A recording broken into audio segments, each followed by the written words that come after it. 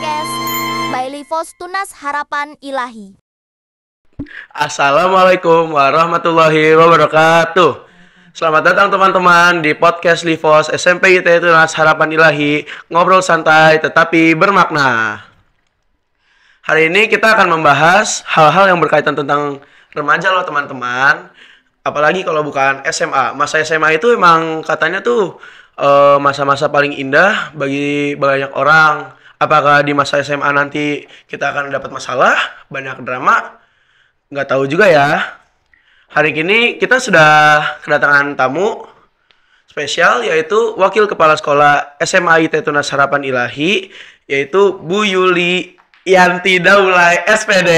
Halo Bu, Assalamualaikum. Halo, waalaikumsalam. Apa kabarnya nih Bu? Alhamdulillah baik. Kalau Banu gimana kabarnya? Alhamdulillah. Alhamdulillah. Semangat sekali ya hari ini terlihat. Harus tiap hari semangat Bu. Oh, tiap hari semangat. Oke. Kemarin kita baru lulus nih Bu dari SMP nih. Kira-kira di SMA tuh harus nyiapin apa aja sih Bu?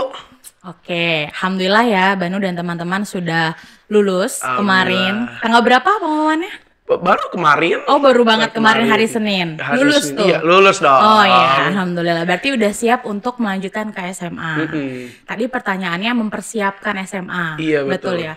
Oke, mungkin sedikit bercerita kalau misalnya di SMA itu sedikit berbeda dengan waktu Banu dari TK.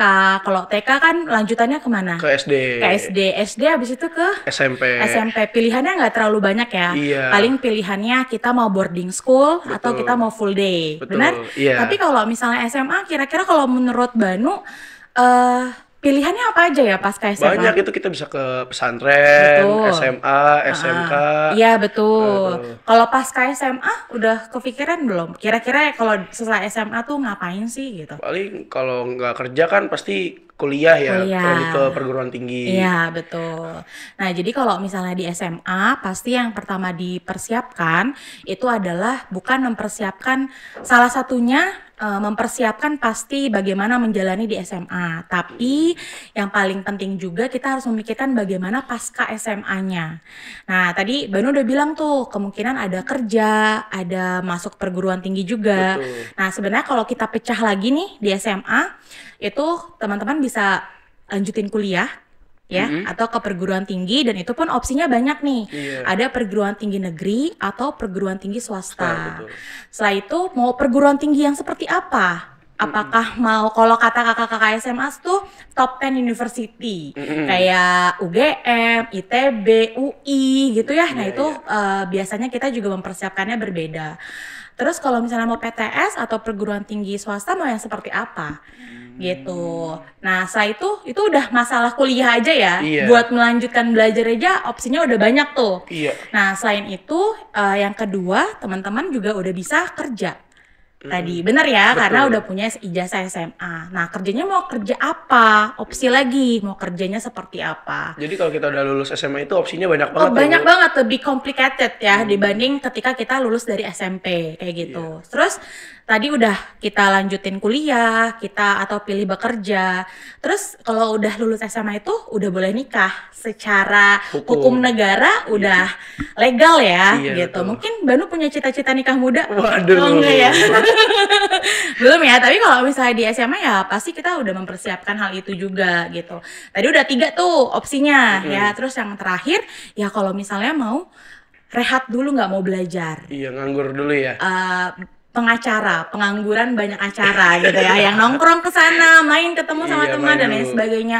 Atau bahkan di persiapan kuliah tadi itu juga bisa ada persiapan menuju PTN ya. Biasanya rata-rata mereka ada istilah gap year.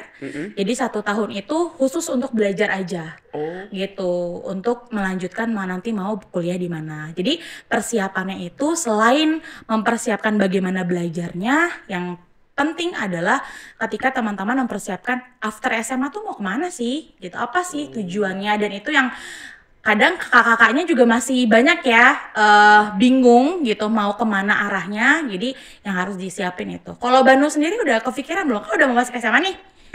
Udah kepikiran belum pas ke SMA tuh mau kemana? Paling aku pengen lanjut ke perguruan tinggi sih. Perguruan sebenarnya. tinggi. Perguruan tinggi mau kemana tuh? Negeri paling, Aku pengen ke Jogja, pengen UGM, pengen nyoba. Wih, UGM mantap. Seperti Bapak ini dong, presiden kita yang ke-7 dari Wih. UGM juga. Gitu ya. Iya. Oke. Mm-mm. Kalau perbedaan pembelajaran di masa SMP sama di SMA itu apa aja sih, Bu? Oh, oke. Kalau misalnya perbedaannya sebenarnya kalau secara kemampuan, secara kognitif gitu ya, pasti kalau di SMA itu lebih complicated ya, lebih sudah mulai mendalami lagi. Kalau misalnya Banu kemarin mungkin belajar IPA itu ada fisika sama biologi. Biologi. Ya, kalau misalnya paling ada sedikit-sedikit itu di kelas 7 biasanya udah bahas tentang perubahan kimia. Iya, betul. Ya baru sedikit aja nyentuhnya ya Dikit tentang doang. kimia. Tapi kalau misalnya di SMA itu sudah ada fisika, kimia, dan juga ada biologi, dan matematikanya ada 2. Apa aja tuh? Ada matematika wajib sama matematika peminatan bagi teman-teman yang nanti melanjutkan ke jurusan IPA. Seperti itu. Nah, kalau misalnya di IPS-nya mungkin kalau misalnya Bandung IPS ya pelajarannya ya? Iya. IPS terus PKN gitu Iya. ya. Bener gak? Betul. Benar kayak gitu ya. Nah, kalau misalnya di SMA ya udah dipecah lagi tuh IPS-nya. Ada sosiologi, ada geografi, ada ekonomi kayak gitu. Nah, sejarahnya pun ada 2 lagi. Ada sejarah Indonesia, ada sejarah peminatan gitu. Jadi emang lebih sudah mendalam ya, sudah lebih dalam daripada pembelajaran waktu di SMP kayak gitu. Bu, kan Ibu ini di SMA IT ya? Perbedaan di SMA IT sama SMA negeri atau SMA biasa itu di mana sih, Bu? Oke, kalau misalnya secara perbedaan dari kata dulu aja ya, Iya. SMA negeri ya berarti dia diolah oleh pemerintah seperti itu. Kalau misalnya SMA IT Islam terpadu yang pastinya di setiap pembelajaran akan kami sediakan, kami sajikan berkaitan dengan nilai-nilai keislaman. Nah mungkin sebenarnya kalau kita lihat SMP THI sama SMA THI ya nggak jauh beda kalau misalnya pengaplikasian dari Islam terpadunya.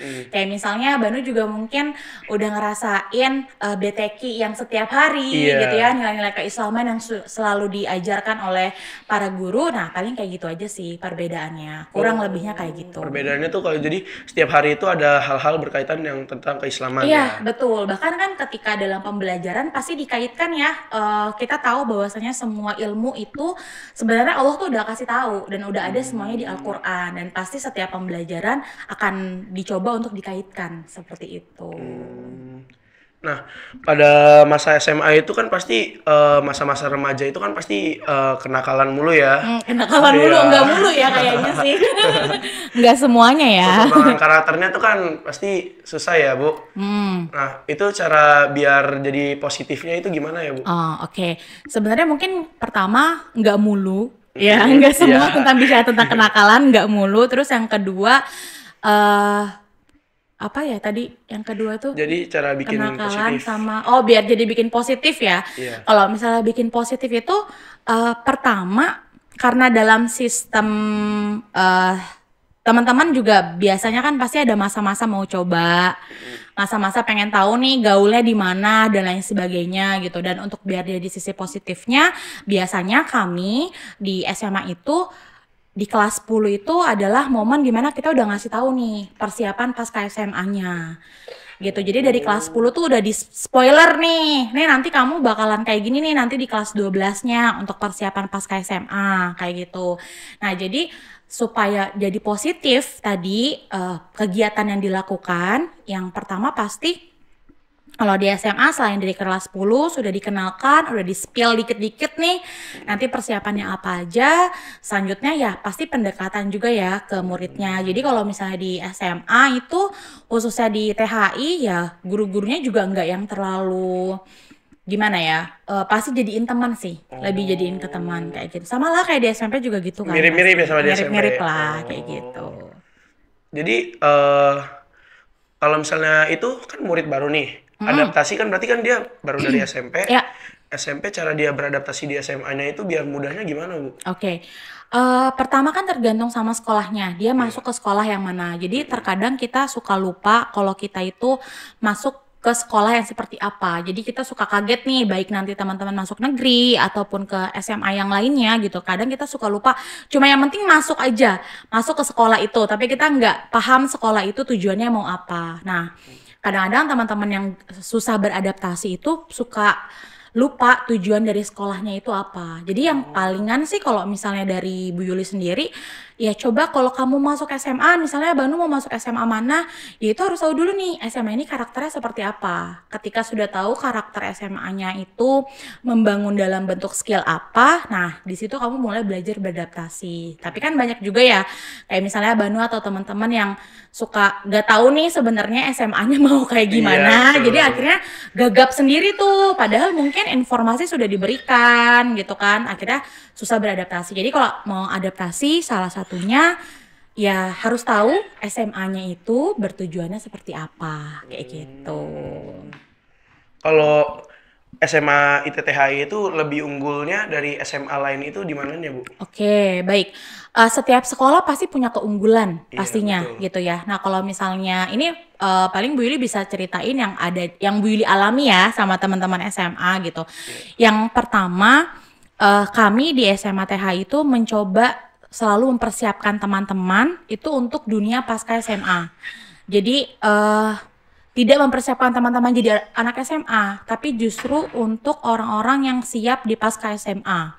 Contohnya apa? Jadi di setiap level kan ada kelas 10, 11, 12 gitu ya. Itu pendekatannya berbeda. Contoh kalau kelas 10, karena tadi Banu juga udah bilang kalau kelas 10 itu adaptasi. Iya. Nah, jadi ya udah tuh kegiatan yang tidak terlalu berbeda dengan waktu di SMP. Paling baru di spill dikit aja nih, bentuk projectnya kayak gini, pendewasaannya seperti ini, dan lain sebagainya, kayak gitu. Nah, nanti kalau di kelas 11, itu di kelas 11 teman-teman udah, jadi kan kalau misalnya kuliah nih, Banu tahu nggak ada KKN?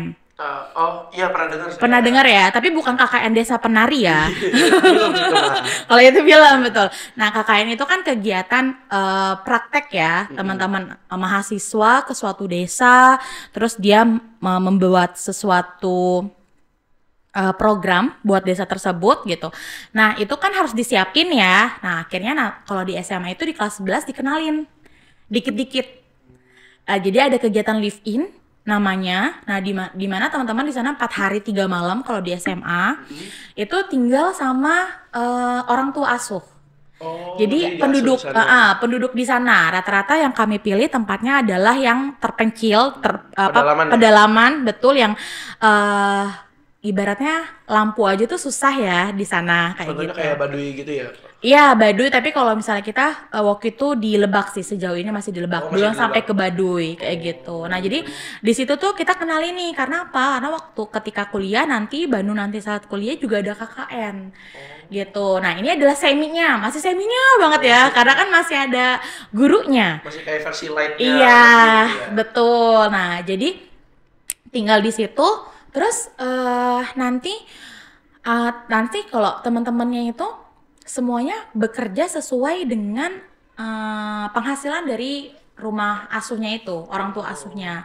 Jadi misalnya kalau orang tua asuhnya itu dia apa namanya, bertani, ya ikut bertani kayak gitu. Terus kalau misalnya mau apa namanya, petani karet, ya dia ikut ngambil karet kayak gitu. Nah, itu tuh salah satunya. Nah, di kelas 11 semester 2 kalau di SMA itu kami sudah mempersiapkan teman-teman untuk tryout UTBK.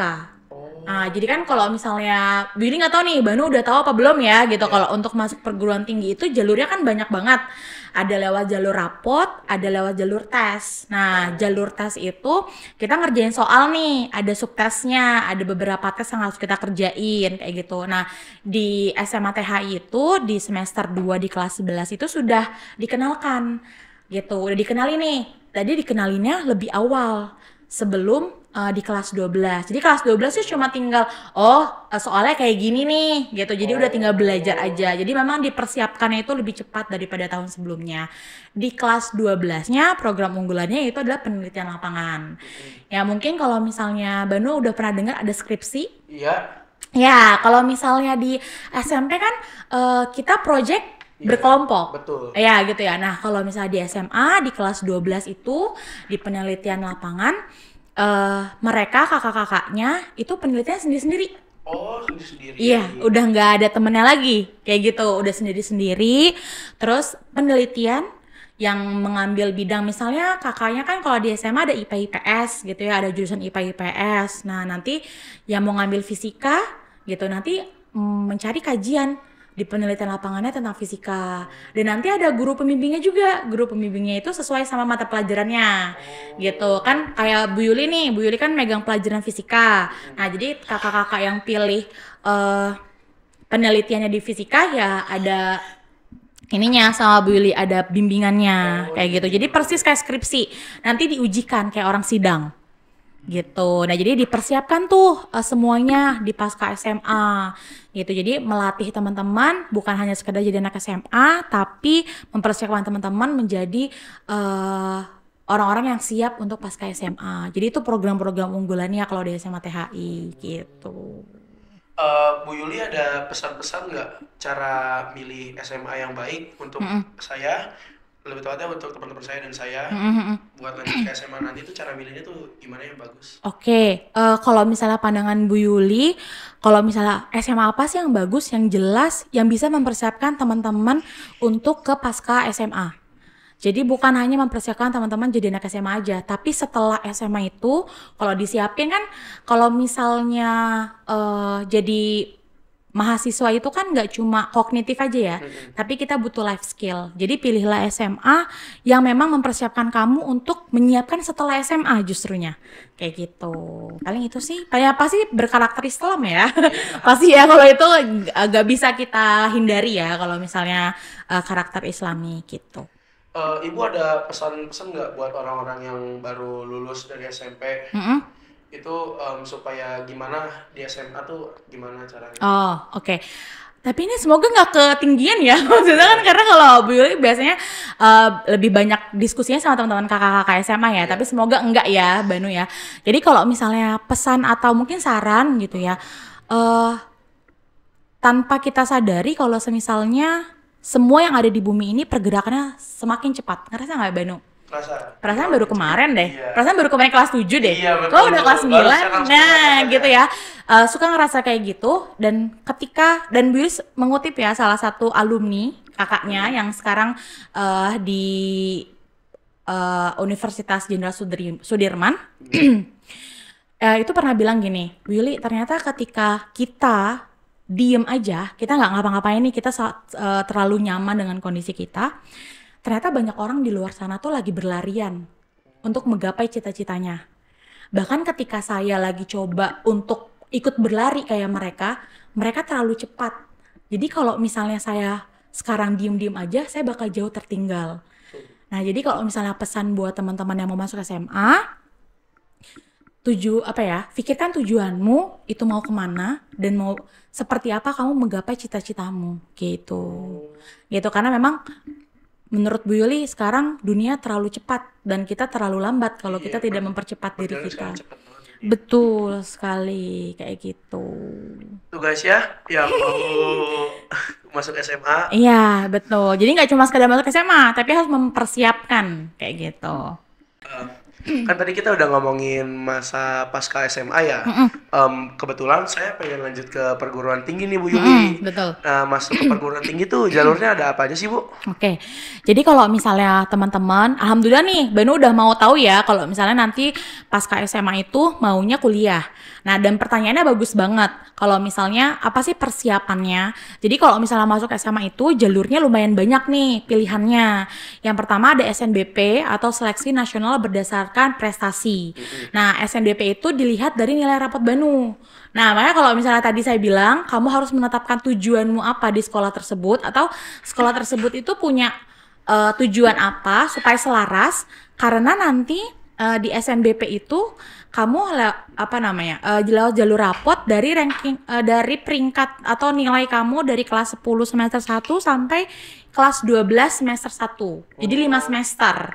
Gitu. Nah, itu nanti misalnya Banu di sekolah SMA-nya kamu bertahan di 5 besar misalnya kayak gitu. Jadi nah, ini bedanya lagi Banu. Kalau misalnya di SMP atau SD mungkin nggak dibahas ya tentang ranking kayak gitu. Nah, justru kalau misalnya di SMA ada ranking. nggak dicantumkan pastinya gitu ya, tapi dikasih tahu kamu ada di peringkat keberapa. Kenapa? Karena siswa SNBP itu adalah siswa yang berprestasi 40% kalau misalnya akreditasinya A dan 25% kalau misalnya akreditasinya B. Jadi itu yang tertinggi tuh, 25% tertinggi nilai rata-ratanya. Gitu. Nah, itu SNBP. Nah, itu kan kamu biasanya harus prepare ya.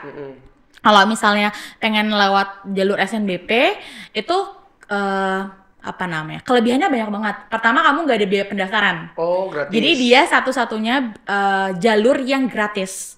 Itu adalah SNBP. Yang kedua, kamu nggak mesti tes.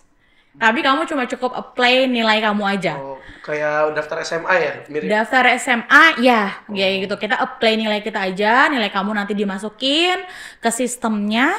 Setelah itu kamu bisa menjadi mahasiswa sebelum kamu dinyatakan lulus. Oh, Mau nggak? Mau Iya, mau banget ya pasti kan.